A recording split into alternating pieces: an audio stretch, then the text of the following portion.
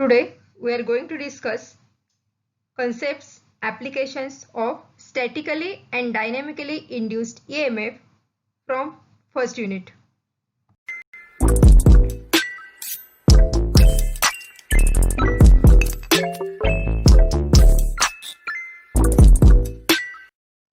After watching this video, you will be able to state the concept of statically induced and dynamically induced EMF, its applications. You will also be able to differentiate statically and dynamically induced EMF as well as self and mutually induced EMF and EMF equations. In my previous video, I have already discussed regarding electromagnetic or magnetic induction, but just now I am giving brief introduction about it and then we will proceed.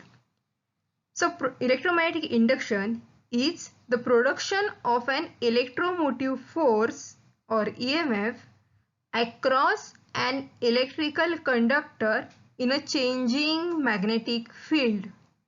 Please try to understand. I am mentioning here EMF induction is taking place when there is a changing magnetic field. So what is expected? That there should be a change in magnetic field. An electromotive force or EMF is said to be induced when the flux linking with a conductor or a coil changes. To make it more clear, I am having one animation. In this animation, the magnet is moving. So whenever magnet is moving, flux linked with the coil are changing.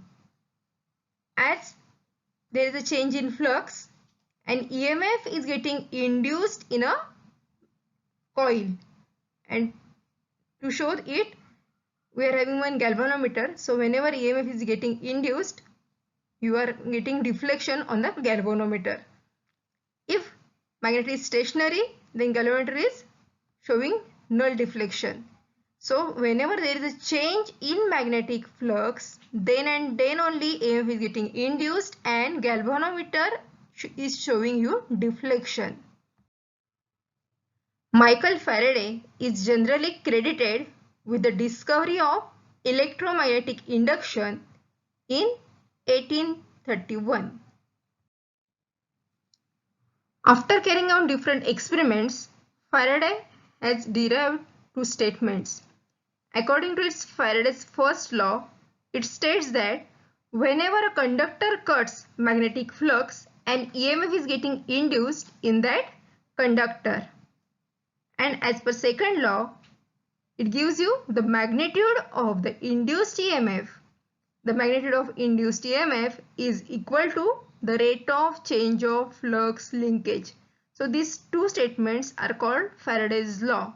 And as per this Faraday's law, we are able to find out the magnitude of electromagnetic induced EMF. So as per Faraday's statement, it is clear that to induce an EMF, there should be a rate of change of flux linkage. So flux which are getting linked with the coil should be variable one. It should change, but you can have two different ways to induce an EMF. So first is your induced EMF can be classified as statically induced EMF and dynamically induced EMF. And statically induced EMF can be subdivided as self-induced EMF and mutually induced EMF. So change in flux can be obtained in two different ways, that is either by statically or by dynamically. And then in case of statically induced EMF, we are having two options, either to induce EMF itself in the same coil, that is self-induced EMF, and by mutual effect in the other coil. So by changing the flux linked with the first coil, you can vary the induced EMF in the another coil by mutual effect. So this is a basic classification of electromagnetically induced EMF. Statically induced EMF. As its name itself indicates that it's a statical way of inducing EMF. and it is static. It means there is no moving element in that particular circuit. So we are keeping field stationary. We are going to keep coil in which we want to induce an EMF stationary. So there is no movement of either coil or magnetic field. Still we want to induce an EMF, and as per Faraday's law there should be rate of change of flux linkage. So now what we are going to do, we are going to vary the flux. And how it is? This is the main discussion point. This type of EMF is generated by keeping the coil and magnetic field system stationary at the same time. It means the change in the flux linking with the coil takes place without either moving the conductor or the field system. Then how to change? How to change the flux linking with the coil? This change of the flux produced by the field system linking with the coil is obtained by changing the electric current in the field system. I am going to discuss it in detail in further slides. This statically induced EMF are having two different ways to induce an EMF. Either first is self-induced EMF and other one is mutually induced EMF. So in case of self-induced EMF, EMF is induced in the coil due to the change of flux produced by it linking with its own turns. It means due to the change in flux linking with the coil itself, the EMF induced in that coil is going to vary. That is self-induced EMF. And mutually induced EMF is the EMF which is induced in the coil due to change of flux produced by another coil, neighboring coil linking with it. So we need to have two different coils in case of mutually induced EMF. Current is flowing through first coil and it is going to create effect in the another coil, that is mutually induced EMF. Whereas in case of self-induced EMF, there is only one coil. Flux linking with that coil is going to change and that coil itself induces an EMF in itself. So in this way, there are two ways to induce an EMF in statically induced EMF. Okay, to make it more clear, I am having one animation of self-induced EMF. So one coil is shown to you and flux linking with this particular coil are changing. So due to change in flux linked with this coil, EMF will get induced in this coil itself. That is self-induced EMF. Just try to understand it. Watch it carefully. In my second slide, I am going to discuss it in detail. So self-induced EMF is the EMF induced in the coil due to change of flux produced by linking it with its own turn. So this phenomena of self-induced EMF can be better understood with this example. Now consider a coil having n number of turns as shown in this figure. So one coil is in front of you having n number of turns. One switch, one resistor, battery, such type of circuit is there. So when the switch is closed and current I flows through the coil, it produces flux. This particular concept is known to you that whenever current flows through any conductor, it produces a flux. So on the same concept, we are discussing here that whenever current I is flowing through this coil, flux are produced. Now, as per Faraday's law, we need to have variable flux or change in flux to induce an EMF in the coil. So to change it, we are having this variable resistor in the system. If the current flowing through the coil is changed by changing the value of variable resistor R, it's a variable resistor, so by varying its stud, we can vary the value of resistor inserted in the system, and as the value of R changes, ultimately it will change the value of current flowing through this particular coil, and our purpose will get succeed. This induced EMF is called self-induced EMF. The direction of this induced EMF is such that it opposes its very cause which produces it. That means it opposes the change of current in the coil. This is called, yes, it's known as Lenz's law. So now it is clear to you all that by changing the flux, how to change the flux? By changing the value of current flowing through that particular coil. So now we are not having moving magnet, we are not having moving coil, but still we are getting variable flux or change in the flux by changing the amount of current flowing through the coil. This is how statically induced EMF is. Statically EMF is getting induced. Since the rate of change of flux linking with the coil depends on the rate of current in the coil, the magnitude of self-induced EMF is directly proportional to the rate of change of current in the coil. Okay, so as per Faraday's law, EMF induced depends on the rate of change of flux linking with that coil, and in this case flux are varying because of current. So we can say induced EMF or self-induced EMF is directly proportional to the rate of change of current in that coil. Just consider L is a constant of proportionality. You can call it as a self-inductance or the coefficient of self-inductance.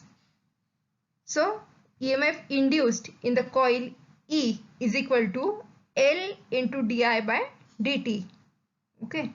So depending upon the self-inductance and depending upon the rate of change of current or rate of change of flux, the value of self-induced EMF is going to vary.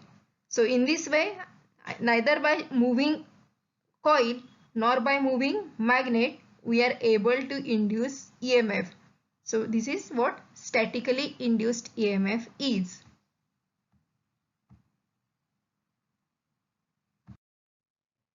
Self-inductance, the property of a coil due to which it opposes any increase of current or flux through it is known as self-inductance. So it's a property of that particular coil.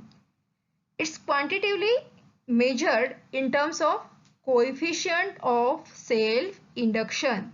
It is denoted by capital L. So L is equal to N into phi upon I, where L is coefficient of self-induction, N is equal to number of turns of that particular coil, phi is flux linking with the coil, and I is the current flowing through that particular coil.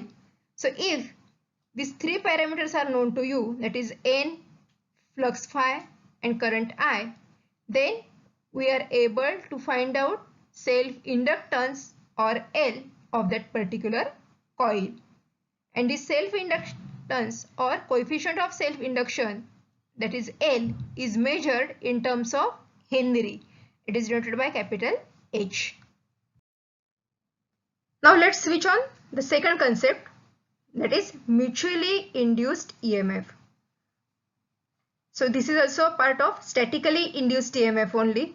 So we are not going to move either magnet or coil, but still we are having EMF induction. Just try to understand how it is. With this animation, you will find that there are two different coils.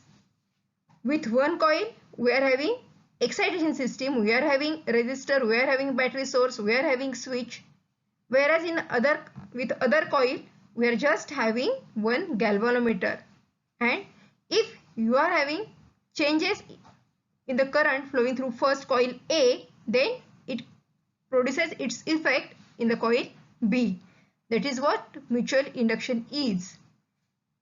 We are varying the flux produced by coil A, and the flux are varied with the help of this variable resistor.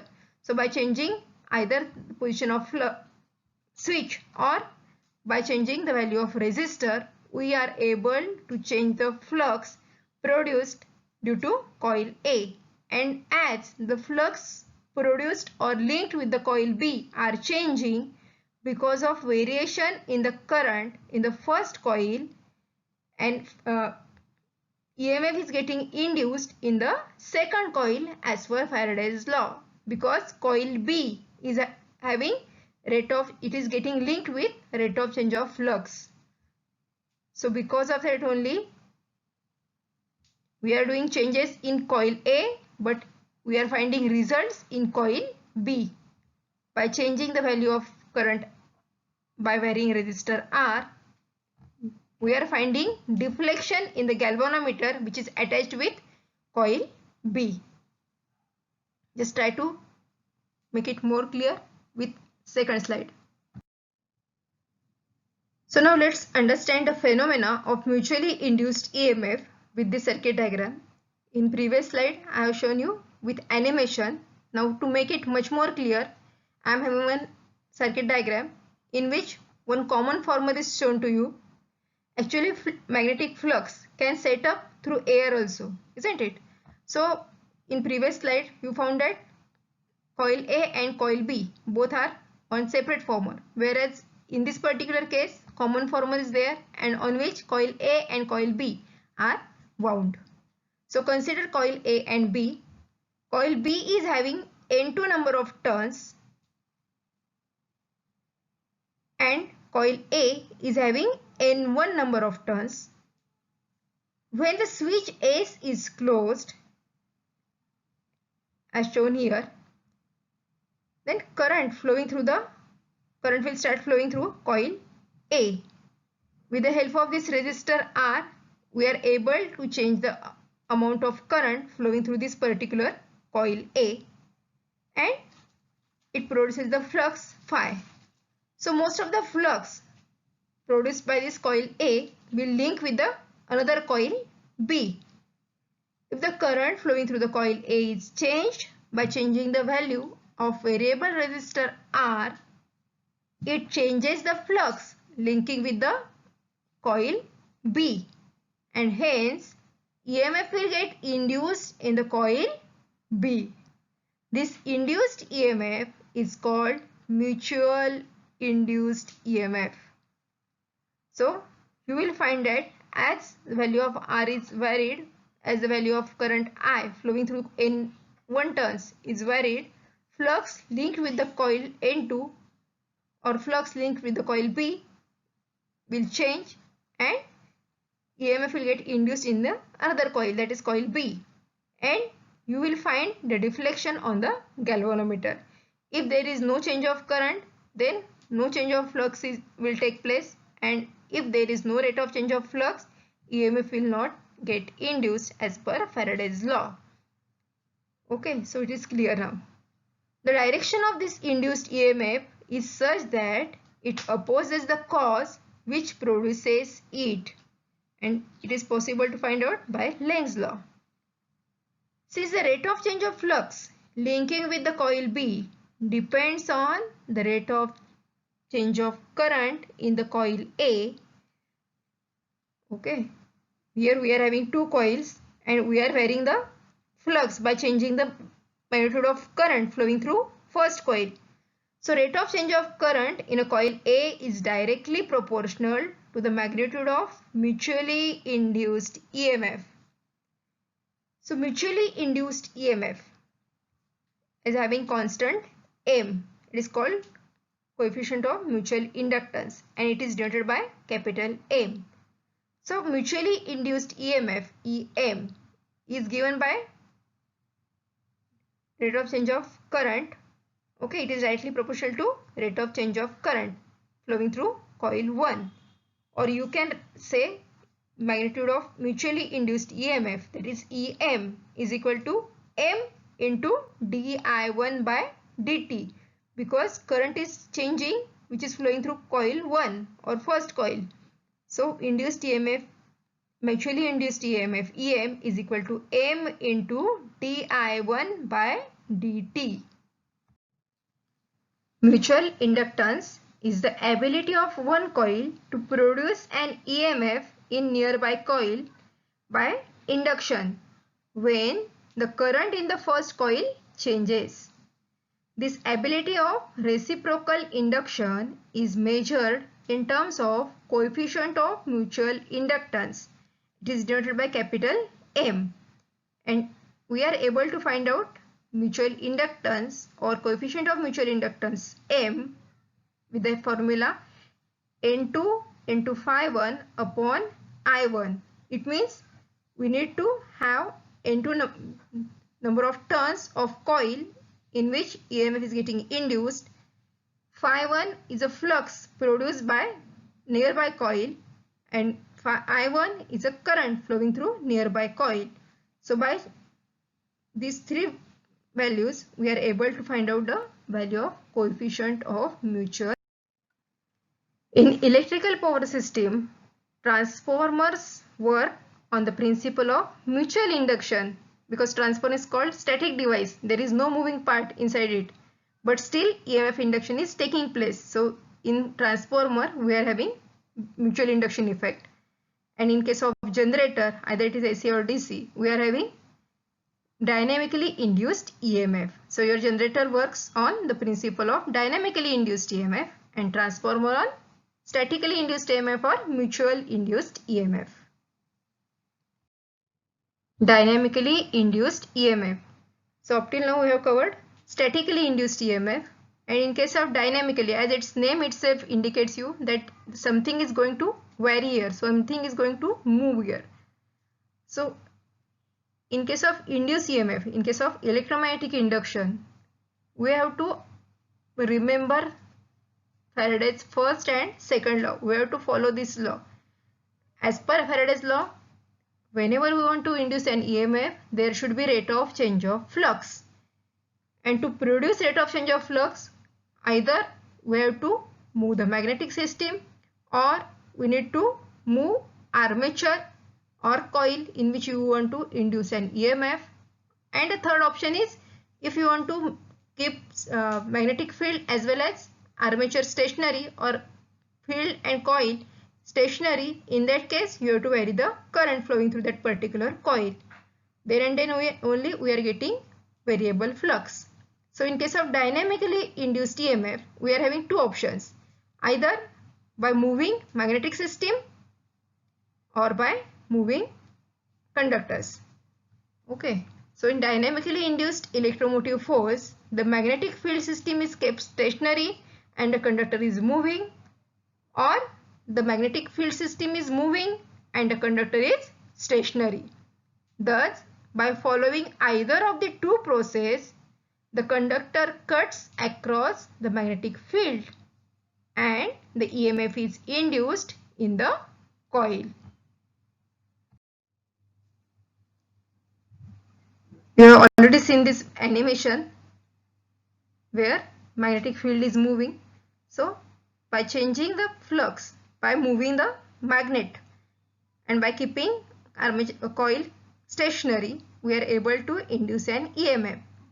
So this is the case in which we are having stationary conductor and moving magnetic field, and you are getting deflection on the galvanometer when there is a change in the magnetic flux by varying the magnet. As the magnet moves, there is a deflection on galvanometer. If your magnet is stationary, it becomes stationary. At that instant, galvanometer achieves its null position. There is no deflection. So this concept is used in case of DC generator. Now in generator also we are having stationary field and rotating armature or rotating conductors. So your conductor in which you want to induce an EMF are rotating in a stationary magnetic field, and that is how we are getting change in flux by moving the conductor in the stationary field. This is the concept of dynamically induced EMF. To find out the magnitude of dynamically induced EMF, consider one example. In this particular example, I am considering conductor A having length L, and it is placed in a magnetic field which is uniform magnetic field having flux density capital B. This particular conductor is moving in the direction shown by this arrowhead with velocity v. So in this case, the induced EMF E is equal to B into L into V into sine theta. In this particular case, case A, we are considering right angle movement. So right angle means theta is equal to 90 degree. So sine 90 is 1. So maximum EMF will get induced in this condition. So EMF is equal to BLV for first case. In second case, conductor is moving at an angle theta. Theta may be 30 degree, 40 degree, 60 degree, anything. So depending upon the position, depending upon the angular displacement, the value of induced EMF is going to vary. So E is equal to BLV into sine theta, where B is equal to flux density, its unit is Weber per meter square. L is the length of conductor, which is given in terms of meter. V is a velocity with which conductor is rotating in a uniform magnetic field, and theta is a angle with which the conductor is moving with reference to magnetic flux. And from this we are able to find out the magnitude of dynamically induced EMF.